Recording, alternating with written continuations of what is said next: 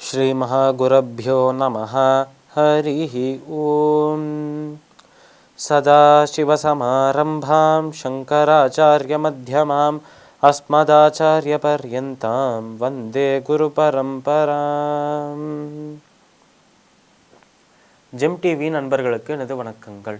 இன்றைய நாள் அனைவருக்கும் இனிய நாளாக அமைய எல்லாம் வல்ல இறைவனை வேண்டி இன்றைய எம்மதமும் நம்மதமே நிகழ்ச்சிக்கு செல்வோம். இன்றைக்கி நம்ம ஸ்ரீ தசாவதார ஸ்தோத்திரத்துலேருந்து ஒரு ஸ்லோகத்தை விளக்கத்துடன் பார்த்துட்டு நேற்றைய தினத்தின் நீதி கதையின் தொடர்ச்சியை காண்போம்.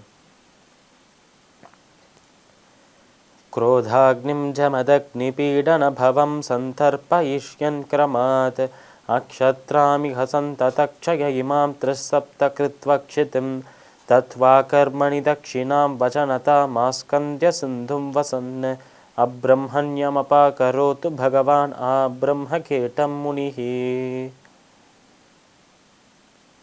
இந்த ஸ்லோகம் ஸ்ரீ தசாவதார ஸ்தோத்திரத்தின் 7வது ஸ்லோகம்.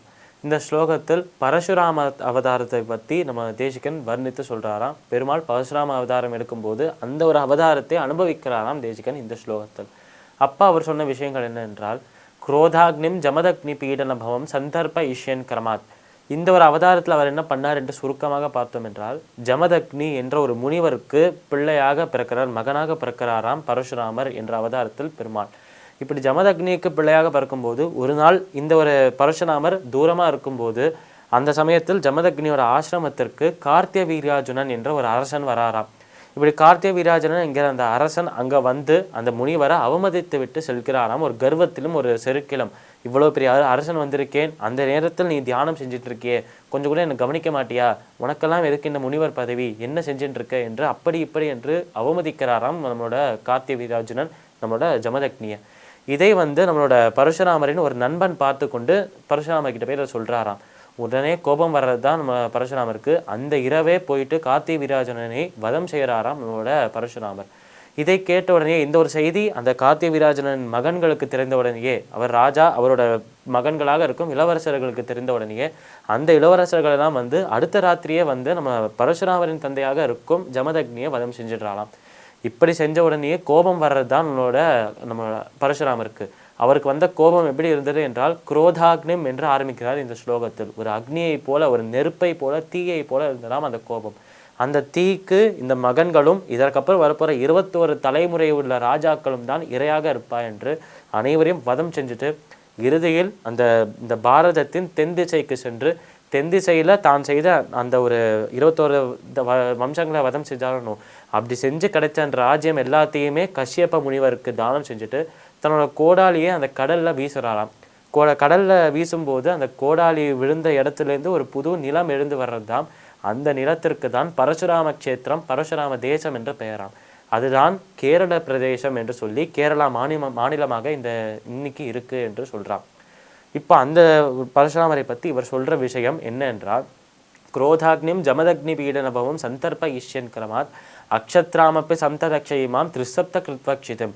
இப்படி தன்னோட தந்தையை அவமதித்த கார்த்திய வீரார்ஜுனை வதம் செய்து கார்த்திய வீரார்ஜுனனோட இளவரசர்கள் ஜமதக்னியை வதம் செஞ்சுட்டு இப்படி நம்ம இருக்கிற நம்மளோட பரசுராமர் அந்த கார்த்திய வீரார்ஜுன இளவரசர்களையும் வதம் செஞ்சுட்டு திரிசப்த கிருத்வக்ஷிதம், அதாவது அதுக்கப்புறம் வரப்போகிற 21 தலைமுறைகளில் இருக்கும் ராஜாக்கள் ரொம்ப மக்களை துன்புறுத்தி அந்த மக்களிடமிருந்து அந்த வேலைகளை அதிகமாக வாங்கி அவளுக்கு சரியான பாதுகாப்பு கொடுக்காமல் அவளுக்கு தேவையான நேரத்தில் அவளுக்கு உதவி செய்ய இல்லாமல் தன்னோட அந்த பதவியை வைத்தும் பதவியிலேருந்து வரும் அந்த பணம் அதுலேயும் வரும் சுகபோகங்களை அனுபவிச்சுட்டு இருக்காளே, அப்பேற்பட்ட ராஜாக்களாக இருக்கவே தகுதி இல்லாதவர்களாக இருந்தவள் 21 தலைமுறைகளில் இருந்தவா அவள் எல்லாரையுமே அழித்தாராம் நம்மளோட பரசுராமர்.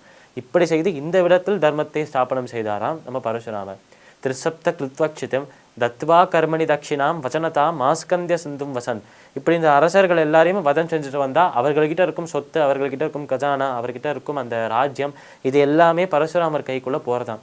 ஆனால் இந்த ஒரு நிலம் எனக்கு வேண்டாம், இந்த சொத்து எனக்கு வேண்டாம் என்று கஷ்யப்ப முனிவருக்கு தானமாக தத்வா கர்மணி தட்சிணாம் வச்சனதா மாஸ்கந்திய சிந்தும் வசன் கஷ்யப்ப முனிவருக்கு தானம் செஞ்சுட்டு அப்ரம்மண்யம் அபாகரத்து பகவான் ஆப்ரம்ம கீட்டம் முனிகி அந்த இடத்தில் கேரள பிரதேசத்தை உருவாக்கி அந்த இடத்திலேயே தங்குறாராம்னோட பரசுராமர் இப்போவும் சிரஞ்சீவியாக இருக்கார் என்பதுதான் நம்பிக்கை.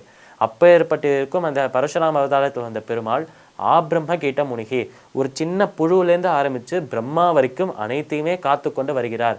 அப்படி காக்கும் கடவுளாக இருக்கும் பெருமாளின் அவதாரமாக இருக்கும் பரசுராம மூர்த்திக்கு நமஸ்காரம் செய்வோம் என்று தேசிகன் சொல்கிறார் இந்த ஸ்லோகத்தில். இந்த ஸ்லோகத்திற்குண்டான விளக்கம் இதுவே.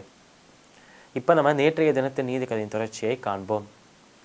இந்த ஒரு கதை எப்படி துவங்குகிறது என்றால், இதில் இருக்கும் 2 முக்கியமான கதாபாத்திரங்கள். ஒரு இளைஞன் இருக்கார், அப்புறம் ஒரு இளம் பெண் இருக்கா. இந்த 2 பேருமே பக்கத்து வீட்டில் இருக்கா என்று இந்த கதை ஆரம்பிக்கிறது.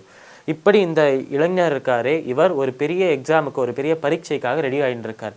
இந்த ஒரு பரீட்சையில் இவர் பாஸ் ஆனாதான், இல்லை நல்ல மதிப்பெண் எடுத்தால் தான் அவரோட வாழ்க்கையே நல்லாக இருக்கும் என்ற அந்த ஒரு கடினமான ஒரு பரீட்சைக்கு ரெடி ஆகிட்டு இருக்கார். இந்த இளம் பெண்ணோ அந்த சமயத்தில் அவளும் படித்துன்றா இருக்காள். ஆனால் இவரை போல எந்த ஒரு பரீட்சையும் அவர் ஏறுறதில்லை. ஆனால் ஒரு நாள் திடீரென்று அந்த ஒரு பெண்ணுக்கு ஒரு சம்பவம், அந்த பெண்ணுக்கு ஒரு நிகழ்வு நிகழ்றது தான். அப்படி நிகழ்ந்த பிறகு அந்த பெண்ணோட வாழ்க்கையும் மாறப்போகிறது என்று அவளுக்கும் தெரியாதாம். அப்படி அந்த ஒரு பெண்ணுக்கு நடந்த அந்த நிகழ்வு என்ன, இந்த கதை மேலும் இப்படி நகர்றது, இந்த பெண்ணுக்கு இந்த நிகழ்வு நடக்கிறது அந்த இளைஞனுக்கு தெரிய வரதா, நாளை தினம் பார்க்கலாம். மீண்டும் நாளை சந்திப்போம். நன்றி, வணக்கம்.